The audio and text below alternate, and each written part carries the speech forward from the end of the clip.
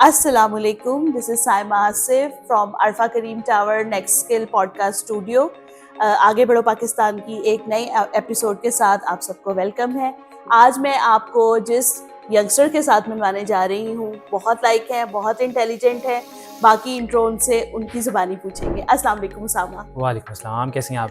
मैं ठीक हूँ उसामा, जैसे कि मैंने बता दिया नाम इनका उसामा है। बाकी इंट्रो खुद करवाएंगे। जी उसामा, थोड़ा सा अपने बारे में बताएं। जैसे कि साइमा ने बताया, मैं बेसिकली डिजिटल मार्केटिंग कंसल्टेंसी भी प्रोवाइड कर रहा हूँ और लाहौर की काफ़ी यूनिवर्सिटीज़ के साथ एज अ टीचिंग कंसल्टेंसी में भी उनके साथ ऑन बोर्ड हूँ। और इस वक्त करंटली नवल में मैं काम कर रहा हूँ, स्टूडेंट्स के साथ इन्वॉल्व होते हैं और उनकी ज़हनी और जिस्मानी नशोनुमा में हेल्प आउट करते हैं। पहले तो थोड़ा सा हम मौसम का जिक्र करते हैं। थोड़ा सा आज ना मैंने सोचा कि आज थोड़ा सा डिफरेंट करते हैं। उसामा, आप ये बताएं कि पहले स्मोक थी, आजकल फोग है, इसके ऊपर जरा टॉर्च लेके रोशनी डालें कि लाहौरिये कितने तंग हैं।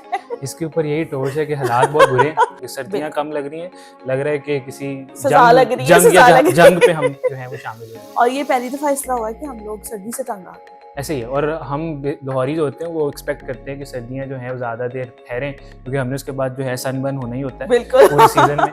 लेकिन इस दफ़ा की जो सर्दियाँ हैं वो एक टॉर्चर से कम नहीं। अच्छा उसामा, आप थोड़ा सा आते हैं आपके एजुकेशनल बैकग्राउंड की तरफ। मुझे कुछ बताएंगे अपनी एजुकेशन के बारे में, कहाँ से पढ़ा, या लाहौर बेस्ड हैं आप या कहीं और पहले रहते थे? थोड़ा सा अपने बारे में बताएं। अच्छा, मैं बेसिकली जो है लाहौर बेस ही हूँ और मैंने अपना बैचलर्स और एमफिल दोनों पंजाब यूनिवर्सिटी से किया था। मेरा बायो मेजर है बिजनेस और राइटिंग में और स्पेशलाइजेशन जो है वो मेरी मार्केटिंग में है। सो दैट इज़ वाई मैं बिजनेस को ट्रेडिशनल से डिजिटल प्लेटफॉर्म की तरफ लेके जाने पे ज़्यादा जो है अपनी महारत रखता हूँ। और I got distinctions and medal in my MPhil from university of Punjab. और थोड़े चीटे टाइप के बंदे थे हम।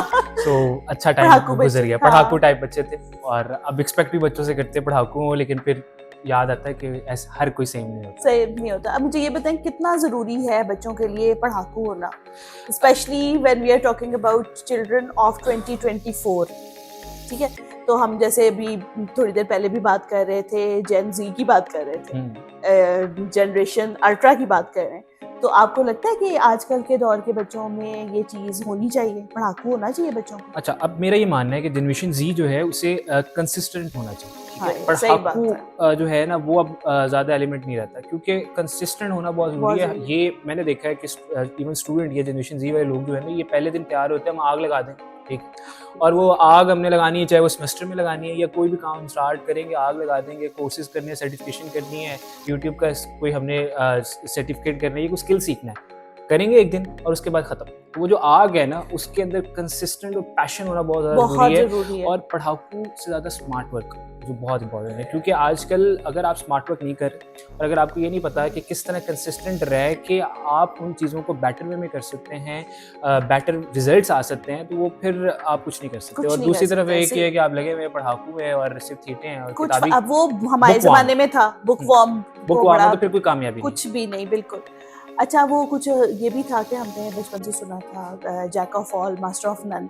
वो अब वो सीन थोड़ा सा आउट लगता है। अब ये है कि दिल चाहता है और होना भी चाहिए, मल्टीटास्किंग लोगों की बड़ी कदर है दुनिया में, अच्छी भी बात है, इसमें कुछ बुरा नहीं। आईटी के हवाले से थोड़ा सा बताएं उसामा के, आईटी की जो एजुकेशन है वो आज के ज़माने में आपको क्या लगता है कितनी ज़रूरी है? देखिए, अब वर्सेटाइल होना बहुत ज़्यादा ज़रूरी है। ठीक है, अगर आप डाइवर्स नहीं है, आपका पोर्टफोलियो जो है वो स्प्रेड नहीं हो रहा, आपको ज़्यादा स्किल्स नहीं आते, तो आप कोई काम नहीं कर सकते। मैं अपनी एग्जांपल देता हूँ कि ट्रेडिशनली बिजनेस एजुकेशन हो रही है और वहाँ से एक ऑप्शन आई कि आप बिजनेस और आईटी के एक हाइब्रिड प्रोग्राम में जाएँ। तो जब मैंने उस प्रोग्राम को 2015 में ऑप्ट किया कि मैं इसको सीखूंगा, तो उसका रिजल्ट मुझे आज नज़र आता है कि मैंने कहाँ बिजनेस फील्ड को भी जानता हूँ और वेब डेवलपमेंट भी चीज़ें आती हैं, डिजिटल मार्केटिंग की भी चीज़ें आती हैं। तो इस तक अपने आप को स्प्रेड करना बहुत ज़्यादा ज़रूरी है।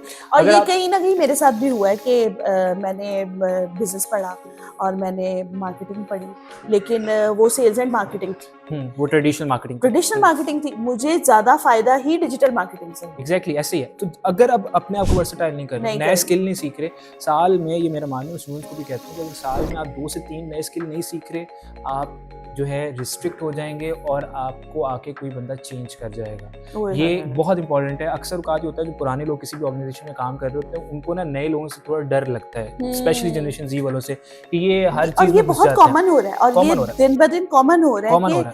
अपने सिखाए हुए जो बच्चे हैं उनसे इनसिक्योर होना शुरू किया। लेकिन ये अगर इतना इस लिमिट पे हो रहा है तो जनरेशन जी वालों को भी कोई ना कोई रिप्लेस करेगा। सो दैट इज व्हाई आपको स्किल सेट सीखना है, और इस वक्त स्किल सेट सीखना बहुत आसान हो चुका है। हार्ड एंड सॉफ्ट स्किल दोनों आपको आना चाहिए, चाहे वो इंटरपर्सनल कम्युनिकेशन है। अगर आप बोलना ही नहीं जानते, आपको ये नहीं पता कि किसी बंदे को परस्यूट कैसे करना है, इस पे बात करते हैं थोड़ा सा। हाँ, इस पे तो मैंने एक अलग सवाल बनाया होता है हमेशा कि, और स्पेशली जो आपके एज ग्रुप के लोग हैं उनके लिए तो मुझे ये लगता है कि सॉरी टू से, लेकिन ये है कि इस जनरेशन से लेके अब जो अब वाले बच्चे हैं, जो आपसे कोई 10 साल छोटे बच्चे हैं, इन लोगों में ये बहुत बड़ा प्रॉब्लम है कि इनको कोई तमीज़ नहीं है बात करने की। ये मैं खुदा न खास्ता आपको नहीं कह रही, या आप तो माशाल्लाह एक एग्जांपल है, लेकिन आपके जो बच्चे हैं, आपके जो बच्चे हैं, इनको बात करने की कोई तमीज़ नहीं है, और ये इतना नॉलेज इनके ब्रेन में भरा हुआ है, but they don't know how to execute it.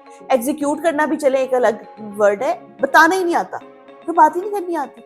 तो इनको किस तरह से हम ये इस तरफ लेके आए सॉफ्ट स्किल्स की तरफ? अच्छा, इसमें ना दो चीज़ें हैं कि जो बहुत इंपॉर्टेंट है। मैं बच्चों को अक्सर बताता हूँ कि अगर आप बोलना नहीं जानते, आप किसी बंदे को कायल नहीं कर सकते, आप अपनी तरफ से परस्यूट नहीं कर सकते, तो आप किसी भी तरीके से कुछ काम नहीं कर पाएंगे। अक्सर स्टूडेंट कहते हैं सर जॉब, जो ग्रेजुएट स्टूडेंट्स हो रहे होते हैं, कहते हैं सर जॉब हंटिंग करनी कैसे करें। मैं कहता हूँ यार को कंपनी जॉब अगर नहीं जाने दे रहे, CV वहाँ रख जाओ, कवर लेटर अपना रख जाओ, कोई ना कोई पहुँचा दे, या ईमेल ढूंढो।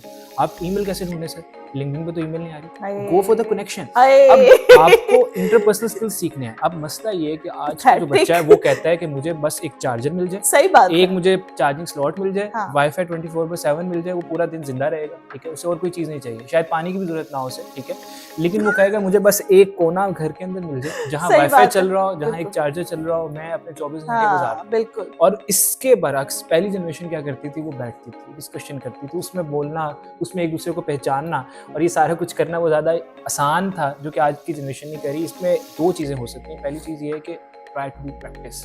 वो प्रैक्टिस यूनिवर्सिटी लेवल पे भी हो सकती है, घर में भी हो सकती है। यूनिवर्सिटी लेवल पे बहुत सारे टास्क होते हैं जिसमें आप प्रेजेंट करते हैं, ट्राई टू गो, आप रोस्टम से बाहर आएँ, अपने बॉडी लैंग्वेज, गेस्चर और पोस्चर को प्रैक्टिस करें। एक तो ये चीज़ है। दूसरी चीज़ जो सबसे ज़्यादा ज़रूरी है वो फैमिली पर्सपेक्टिव में है कि बच्चों को थोड़ी सी लिबर्टी दें, बच्चों को दही लेने भेजें, उन्हें पता चले दही कितने का मिल रहा है, दही शॉपर में मिलता है या दही जो है लिफाफे के अंदर डाल के दिया जाता है। अम्मी पाव दही लेने भी भेज सकती है। दही लीटर में मिलता है या किलो में मिलता है। बच्चों को थोड़ा सा वो जब देखेंगे बाहर, वो जाके देखेंगे क्या हो रहा है बाहर, तो वो बोलना सीखेंगे, जानेंगे, उनकी जो झिझक है वो दूर होगी और तभी उनका इंटरपर्सनल स्किल्स दोनों तरीके से बेहतर हो सकती है। औरतों की तालीम जो है उसके बारे में, क्योंकि मुझे ज़ाती तौर पे वुमेन एम्पावरमेंट का बहुत एक जुनून है। मुझे लगता है कि अगर आपकी 51% घर में बैठी हुई है तो आपके मुल्क की तबाही है। मैं तो इसको यही कहूँगी, और मुझे ये कहीं ना कहीं लगता है कि अगर आप उस 51 को बाहर नहीं लेके आएंगे तो आप अगले 50 साल इसी माहौल के लिए तैयार हो जाए, इससे भी वर्स्ट। आपको क्या लगता है कि IT का और औरतों का, स्पेशली पढ़ी लिखी जो बच्चियाँ आ रही हैं और वो बहुत बड़ी हैवी डिग्रीज के साथ MPhil कर रही हैं, PhDs हो रहे हैं, ये वो, लेकिन IT को आप, मुझे लगता है ज़ाती तौर पे कि कहीं ना थोड़ा पीछे हैं औरतें उसमें। आपका इसके बारे में क्या? अच्छा, ये जो आपका क्वेश्चन है, ये इस पे दो पर्सपेक्टिव हैं। पहली चीज़ तो ये है कि फीमेल्स का पढ़ना बहुत ज़रूरी है, बहुत ज़रूरी। विदाउट दैट आप ये नहीं कह सकते कि एक अच्छी फैमिली बन सकती है या अच्छी फैमिली स्ट्रक्चर बन सकती है। अगर मैं अपनी एग्जांपल दूँ, माय मदर वाज एजुकेशनिस्ट। वो जो है स्कूल्स और कॉलेज में पढ़ाती थी गवर्नमेंट सेटअप पे। उनको 2002-2003 में गवर्नमेंट की तरफ से जापान जाने का मौका मिला, और वो सारी चीज़ें हम भाइयों पे या मेरे पे रिफ्लेक्ट होती हैं। तो अगर एक माँ पढ़ जाएगी तो बच्चों पे कहीं ना कहीं से वो इम्पैक्ट आएगा। दूसरी बात, जो आजकल का फैमिली स्ट्रक्चर है, उस फैमिली स्ट्रक्चर में जो है फाइनेंशियली चीज़ें बहुत मुश्किल हो चुकी हैं। बिल्कुल ठीक। इन्फ्लेशन इतनी ज़्यादा है, समझे, इन्फ्लेशन इतनी है कि आप इन खवातीन को घर में सिर्फ झाड़ू पोछे के लिए नहीं रख सकते। दूसरी बात ये है कि अगर घर में सिर्फ झाड़ू पोछे करेंगी तो लड़ाइयाँ होंगी। एक ये पर्सपेक्टिव है। अच्छा उसामा, मुझे ये बताएं कि जो 2024 की यंगस्टर्स हैं, जो यंग जनरेशन है, उनके लिए कोई एक अच्छी बात जो आप कहना चाहें? देखिए, यंग जनरेशन के लिए सबसे पहली बात जो इम्पॉर्टेंट है कि अपने गोल्स को देखें, वो क्या है, क्या गोल्स हैं, आप चाहते हैं कि अपने आप से नेटफ्लिक्स पे या स्नैप्स बना के बस उसी के ऊपर रहना पूरा दिन, बस स्नैप्स और इंटरनेट टेक्नोलॉजी की तरफ ही रहने से सब कुछ नहीं होगा। अपने इर्द गिर्द जो हैं उन चीज़ों को देखें, अपने गोल्स को देखें। सबसे पहले अपने सोशल रिलेशंस को देखें, जो आपकी फैमिली है, आपके जो फ्रेंड्स हैं, उनको बिल्ड करें। यहाँ छोटी छोटी बातों पे ब्लॉक करके आगे पीछे हो जाते हैं, फिर दोस्त कोई नहीं होता और #डिप्रेशन है। मैं ये बिल्कुल नहीं कह रहा कि साइकोलॉजिस्ट या उन लोगों के पास आप ना जाएं, you can take a proper consultation.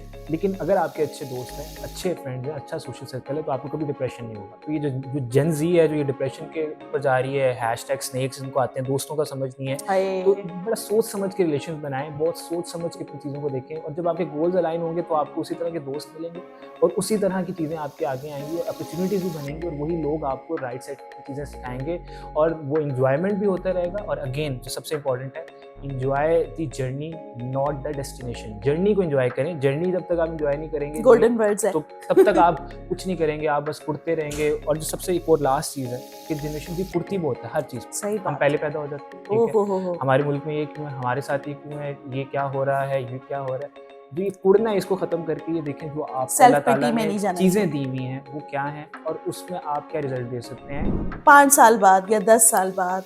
Usama अपने आप को कहाँ देखते हैं? हाँ, मल्टीपल चीज़ें हैं, वो जिसे कहते हैं ना, कभी डिस्क्लोज नहीं करनी चाहिए, लेकिन हाँ। कहीं ना कहीं ज़रूर कोई ना कोई वैल्यू एडिशन हो रहा होगा यूथ के साथ। मेरा पीएचडी का भी वैसे प्लान है और भी बाकी चीज़ों का, लेकिन जहाँ भी होंगे we will be adding values for the youth and for Pakistan इंशाल्लाह। बहुत शुक्रिया उसामा, आप यहाँ पर आए, आपने हमें अपना टाइम दिया। नेक्स्ट वीक इंशाल्लाह किसी और ज़बरदस्त गेस्ट के साथ फिर हाजिर होंगे। आगे बढ़ो पाकिस्तान में।